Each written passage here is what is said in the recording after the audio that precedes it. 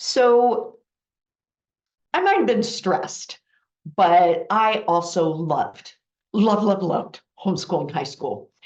In the 2022-2023 school year, I taught chemistry to two groups of high school learners, and I love that too. Working with students during the high school years really seriously is intellectually stimulating and thought-provoking. And if you have a student who's in 7th or 8th grade, or you're just at the start, you are in for a really fun and engaging time. And a big part of that is because of their brain development.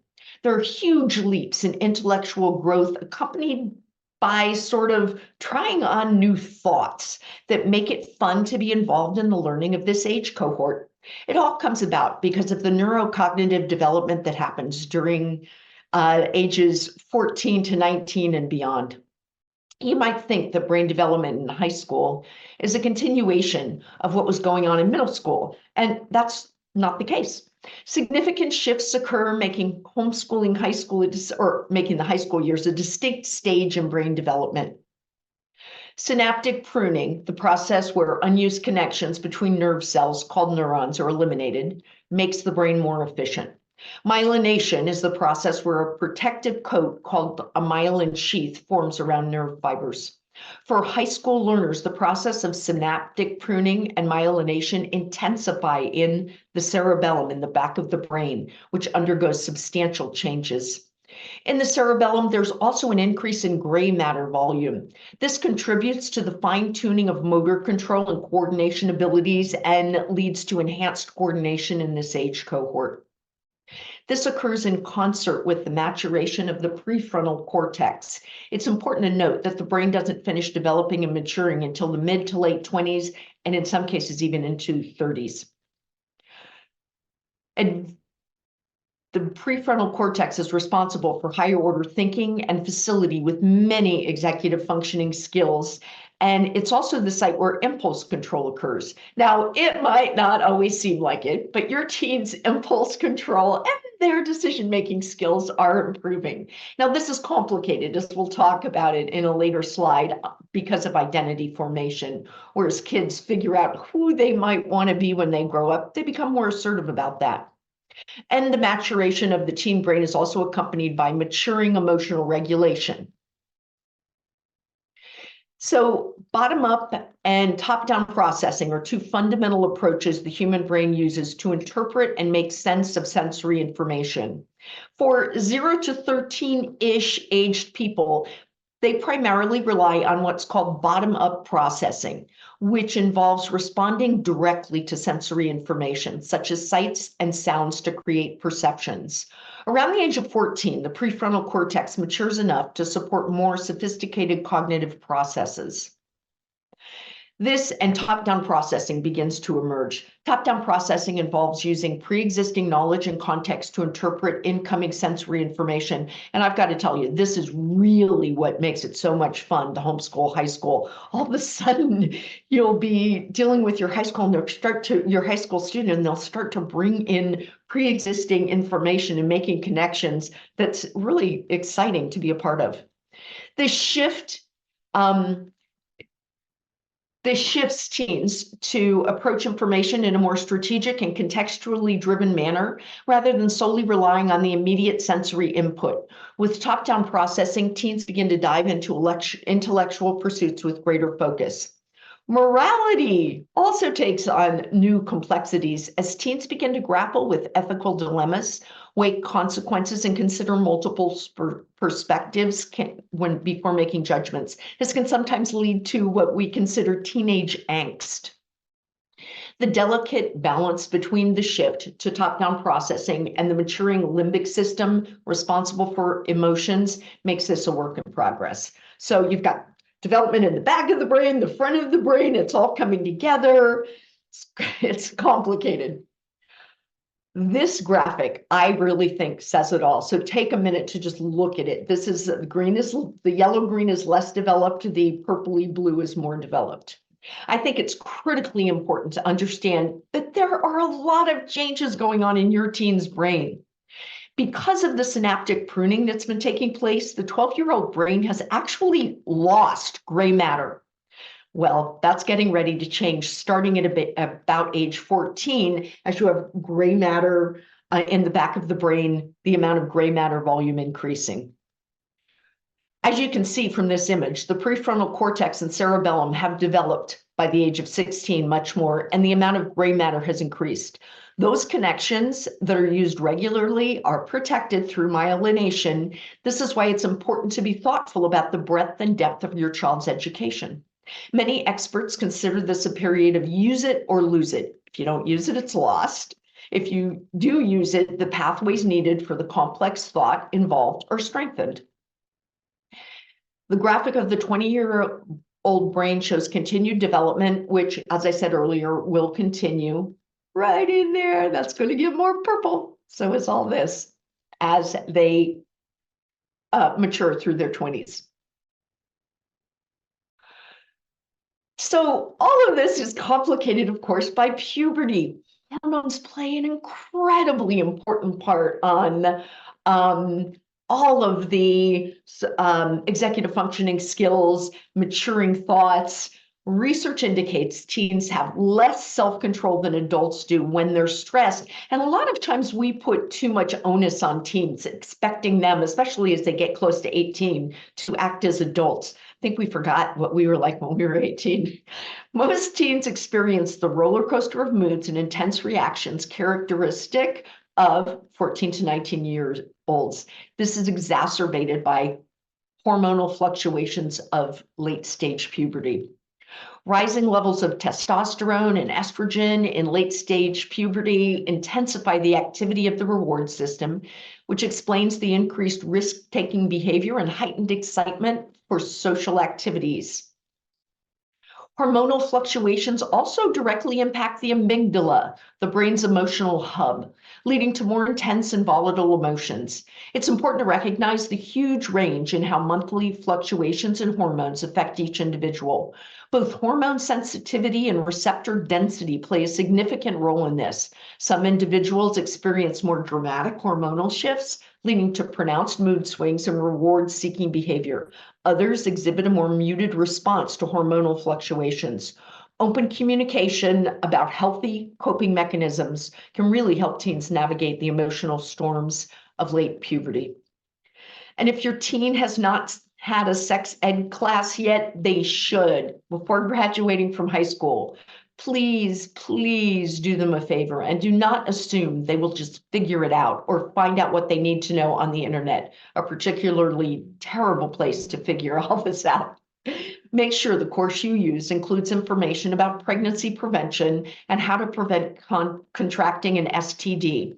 This information is important regardless of your child's gender.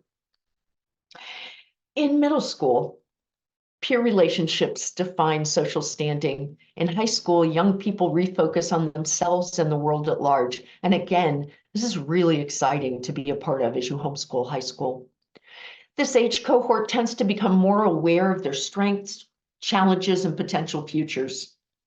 This heightened self-awareness can lead to deeper introspection, questioning, and potentially existential angst as they try to define, redefine, and even struggle with who they are, who they want to be, and how they want to enact the change that they want to be a part of in the world.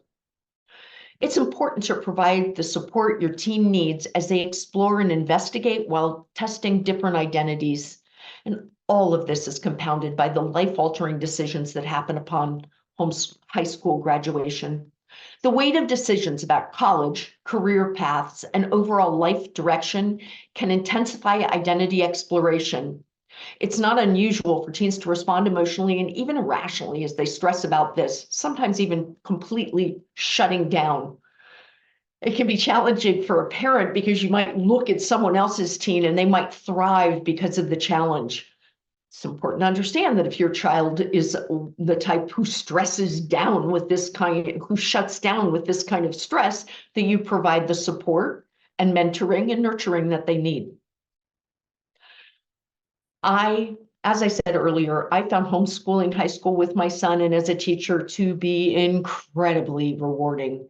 I did love educating students of every age, But one of the key differences with homeschooling high school is the growing complexity of their students' thinking and their academic work that makes it really intellectually stimulating for the teacher to be a part of that journey. As I discuss students, there's a huge range because even though there are trends and commonalities for brain development, each person is also unique. As such, I feel it's important to take a holistic view when educating, where we work to meet learners where they are and scaffold accordingly.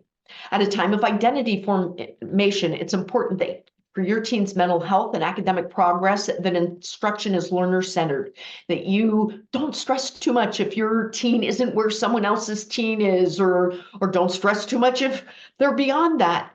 That's just who they are. Help them learn how to love and be comfortable with that person. It benefits their mental health, but it actually benefits them academically. Cognitive development enables high school learners to engage in more complex reasoning, making connections across subjects and disciplines. There are real benefits to making interdisciplinary connections as it fosters a holistic understanding of complex concepts that encourages critical thinking across multiple domains. It also prepares students for the interdisciplinary nature of real-world challenges and careers. You can help strengthen this through conversation when you see connections. If you have the opportunity, a project-based approach can also help with this. The impact of technology on cognition is a multifaceted issue with both positive and negative implications. On one hand, technology offers access to information for research and problem solving, facilitating learning. On the other hand, excessive screen time and resilience on digital devices may lead to attentional issues and superficial processing of information. But let's face it, even with the negatives, technology is here to stay.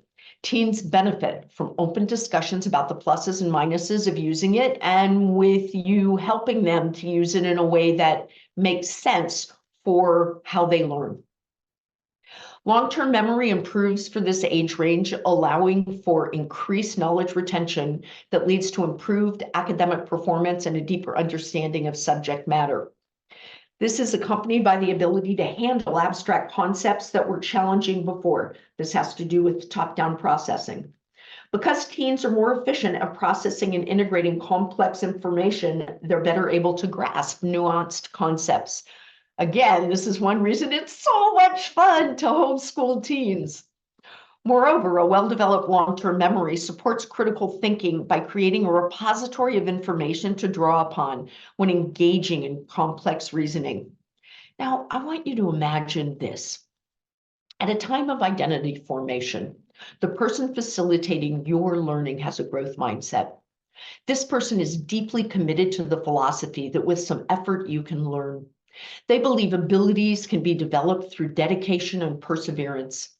They encourage you to embrace challenges, learn from failures, and persist in the face of setbacks. This is what mentoring with a growth mindset can do for your child at any age. When incorporated throughout learning, as teens become more aware of their strengths, challenges, and potential futures, a growth mindset can have lifelong benefits on their career paths that they choose, on the value they place on academics, and also on their mental health. If you or your child deals with stress and anxiety, you know that it has a huge impact on how well your brain works. If you have a teen impacted by these, as I did, I recommend you combine two approaches. First, help your child develop strategies to use in situations that cause anxiety that are outside of their control. For example, my son had terrible test anxiety. He planned to go to college, so it was important that he was able to take tests. Because of that, we worked on the skill of test taking. I actually made it a class. The other approach is to create a learning environment that minimizes stress and anxiety. Now, you've got to be honest that the real purpose of school is learning, and if minimizing stress and anxiety is important for someone to learn, then my recommendation is to minimize it. In both of these situations, I recommend that you talk to your teen about how stress and anxiety affect cognitive functioning and include them in the conversation about how to minimize stress to optimize learning while helping them figure out how they can most effectively navigate in situations that stress them out. Numerous studies show that when school starts later, middle and high school students tend to get more sleep and their academic performance and overall well-being improve. It can also have positive effects on their mental health and reduce the risk of sleep-related issues, including depression and anxiety. Now, I am a morning person, and when I say morning person, I mean early morning. So what we had to do was we negotiated a time so that he got more sleep, but that I was able to still be fresh enough to help someone navigate through the material. Critical thinking. Do your learner and the world a favor and teach critical thinking. We are in the middle of a critical thinking crisis right now. Evidence suggests most people do not learn the art of critical thinking without explicit teaching, and the teen brain, with new neural pathways to synthesize information, top-down processing, and the development of the prefrontal cortex, which leads to higher order thinking, is ready for focused instruction around this area. Do not, if you agree with me that we're in the middle of a critical thinking crisis, don't not teach this. Start by defining critical thinking and explaining to your team why it's a crucial skill to develop. Even bring in some examples of where, maybe some conspiracy theories of where people aren't using critical thinking. Discuss the key components of critical thinking, such as defining words being used, analytical thinking, inference, and determining relevance. Teach students how to analyze arguments critically by identifying claims, evidence, and reasoning, and evaluating the strength and validity of the argument. Explore common cognitive biases and logical fallacies that can impede critical thinking, such as confirmation bias and straw man arguments. Address the importance of media literacy. This is really important. And help your teens realize how to critically evaluate information sources, identify misinformation and propaganda, and distinguish between credible and unreliable sources. So my husband and I have been so effective at this with our son that when he tells us, he'll tell us something and we'll say, I don't know. And he'll say, this is my source. It's the very first go-to of his, because he's already prepped with the source, because in case we don't agree with them. Use critical thinking. Ask people around you to define words, especially broad inflammatory ones. The word that triggers me in this way is the word woke. People use it all the time. Define it. I'll be sitting there talking to the TV going, I'd like to see you define that word. Maybe it's not such a bad word. Pause the TV and discuss the logic of statements. And it's the election season, everyone, in the US. So the politicians are great to do this with. First and foremost, have fun. If you are stressed, don't let the stress keep you from having fun. Learning should be fun, and it's both fun and rewarding to see the cognitive growth and connections made by this age cohort. And if you think it's important, teach it. Even if it's not part of the standard school curricula, I see even today, homeschoolers will make academic choices that reflect what's being done in traditional schools because they're worried about their child getting accepted into college if they don't. Here's the thing. Because they're homeschooled, colleges are going to look at your homeschooled teen's education as alternative. So you might as well embrace it and provide them with an education that is personally meaningful in ways that promote deep and personal connections to their learning. For me, that was computer science and politics. I wanted to raise a voter who understood the issues. We ditched a couple of traditional classes to focus on those. If anything, that helped my son when applying to colleges. For high school, I recommend using a liberal arts framework that includes instruction in language arts, math, science, history, world language, and electives. I realize that sounds fairly standard after I just said to be eclectic and embrace the alternative, but it is important that your child meets the requirements needed to apply to college, even if they're not going to college. A liberal arts is more than just a ticket to college. It's also a value statement in support of acquiring foundational knowledge for the core disciplines. This is important if your goal is to raise a lifelong learner. You can curate a curriculum that caters to your students' specific passions and learning preferences. You can delve deeper into certain topics and explore unexpected connections between disciplines. You can integrate real-world experiences, projects, and applications into the curriculum, making learning more meaningful and relevant, helping students see the practical value of their knowledge. I actually gave my son high school credit for an honors geology course. I designed the whole course. It's only been taken by one student ever. And we did field research, went on a road trip and did a lot of field research. And not one college did not give him credit for taking honors geology. If your teen has a college or career goal, you can tailor learning choices to benefit their goal. Remember, when making personalized academic choices, to document. That's why I had no trouble getting colleges to take that honors geology class.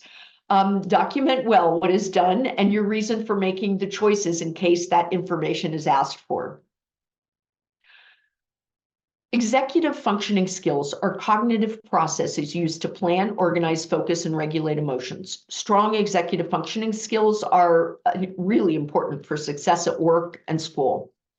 College and work demand juggling multiple tasks and deadlines. Individuals with effective time management strategies, organizational skills, and self-discipline are more likely to be successful in their future endeavors.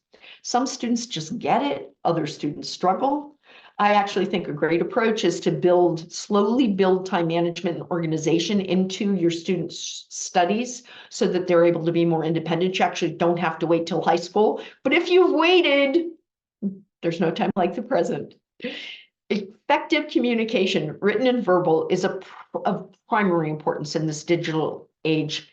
ELA should include rhetorical analysis, which also benefits critical thinking skills. Students should also be asked to present their ideas online and in person. Online, even if you're in one room and they're in the other and they're giving you an online PowerPoint presentation, that's actually a really important skill for work and college. I occasionally hear from parents that their teen struggles with independent learning. Now, there are several root causes for this. Therefore, as a part of scaffolding your learner to become more independent, you should try to figure out the reason they require high levels of support at a time when most people want to be more independent. Good strategies for working on this include setting goals and meeting goals. Note-taking is an extension of organization that helps students synthesize what is being said. Experienced note-takers use this technique to organize their thinking. Now, I just completed a course of study through the writing revolution, and note-taking is considered by that organization to be essential, not just for writing, but as one of the most effective ways to synthesize learning. College and work bring challenges, setbacks, and new social dynamics. Cultivate resilience by encouraging your team to develop healthy coping mechanisms for stress and setbacks. Even for teens that don't get stressed, college and work are stressful. So help cultivate resilience. Metacognition, if you follow me at all, you know that I think this is one of the most important things that we can weave into our kids' learning. It's the ability to retrieve and use retained information. Stronger metacognitive skills play into a high school learner's ability to reason better and make better cross-curricular connections compared to elementary and middle school students. It also benefits them, their critical thinking. My 4 tips for teaching metacognitive skills are the Socratic method. Incorporate prompts and questions that encourage students to think about their thinking, like what strategies helped you understand that concept? What do you already know about this? And what information did you use to arrive at your answer? Number 2, model your own metacognitive strategies as you make connections from your learning. If you're not sure what your own metacognitive strategies are, share that with your learner and work on it together. People with strong metacognitive skills are good at organizing their thinking. Nonfiction writing, including providing complete sentence answers to prompts, and note-taking require organized thinking and recall, making these great tools for working on metacognition. And if you have a learner who struggles with getting their idea out when speaking, thoughtfully scaffold them with prompts and questions. When they're done, restate what they said in a bundled way that's shorter, more succinct. That is a great way of showing them the path they took. Make sure this stays positive as you open it up for discussion. Say, hey, is this what you're saying? And just restate it. There are a lot of skills to teach our children, a lot of life skills to teach our children. I only included 3. So this slide actually came about because my home state of California got me thinking of the importance of adding this about homeschooling high school. Californians are set to vote on a proposition that would require high school learners to be taught financial literacy. That's good news if you haven't been able to find secular curriculum that you like, because I expect this proposition to pass, which means there will be people writing financial literacy curriculum for high school students in California, which means it's going to be secular.